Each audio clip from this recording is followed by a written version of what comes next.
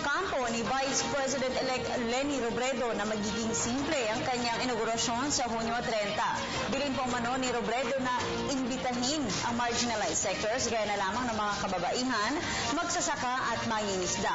Ang iba pang detalye hinggil sa inaugurasyon ng susunod na ikalawang Pangulo ng Bansa mula sa report na aming kasama si Jade Miguel.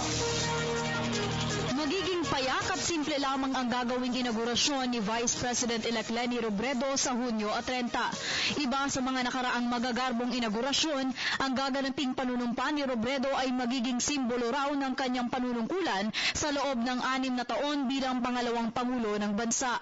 Isa sa mga mahalagang elemento raw ng inaugurasyon ang free seating para sa mga guests. Ayon sa organizer ng okasyon na si Boyet D, wala sinawang reservation para sa VIPs. Ito ang Quezon City Reception House kung saan manunumpa si Representative Leni Robredo bilang bagong pangalawang Pangulo. Ito na rin ang kanya magiging opisyal na tanggapan. Ang lote na ito ay dating kinatatayuan ng Boracay Mansion kung saan namalagi noon si dating Pangulong Joseph Ejercito Estrada. Napili raw ito ni Robredo bilang kanyang opisyal na tanggapan dahil malapit ito sa mga ahensya ng gobyerno na nakatutok sa mga programa laban sa kahirapan katulad ng Department of Agriculture, Department of Agrarian Reform at National Anti-Poverty Commission na lahat ay matatagpuan sa Quezon City. Dahil limitado lamang ang espasyo ng Quezon City Reception House, kasya lamang dito ang 300 katao. So of course the family will there, pero ang talagang pinakabili niya is natiyakin na ang bawat sektor na matagal niyang nakasama, ang bawat sektor na matagal niyang pagsilbihan, bago pa man siya tumakbo sa pagiging pangalawang Pangulo ay nandun, mula sa kababaihan, sa mga magsasaka at mangingisda, sa mga ating manggagawa.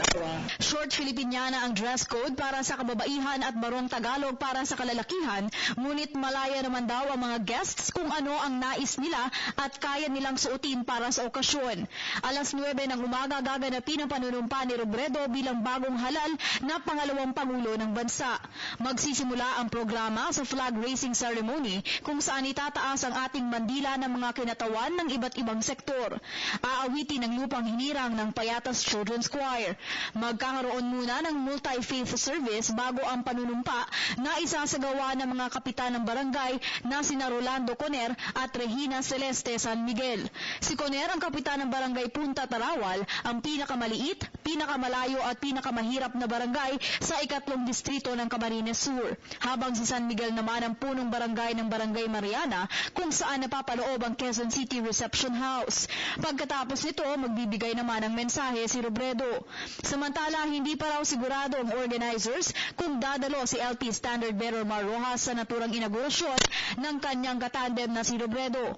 Isang pagpapasalamat naman ni Robredo ang gaganapin sa Quezon City Memorial Circle para sa kanyang mga taga-suporta sa hapon ng Hunyo 30. Para sa Telebisyon ng Bayan, Jade Miguel.